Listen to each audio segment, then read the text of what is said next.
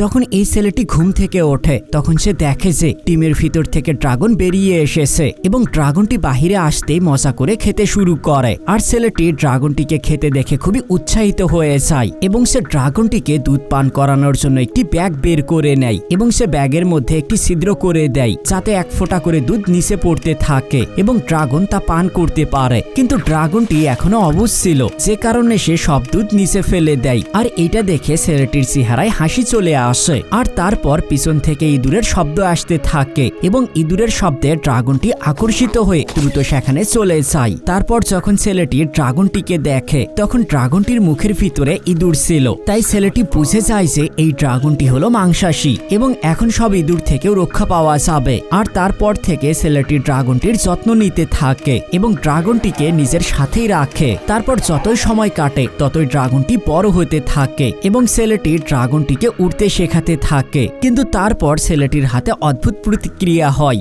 আর এই সংকেতের অর্থ হলো ড্রাগন ছেলেটিকে নিজের গুরু হিসাবে বেছে নিয়েছে এবং ড্রাগনটি এখন থেকে সব সময় ছেলেটির সাথেই থাকবে। বন্ধুরা, এই ভিডিওতে একটি লাইক করলে পার্ট 2 খুব দ্রুত চলে আসবে।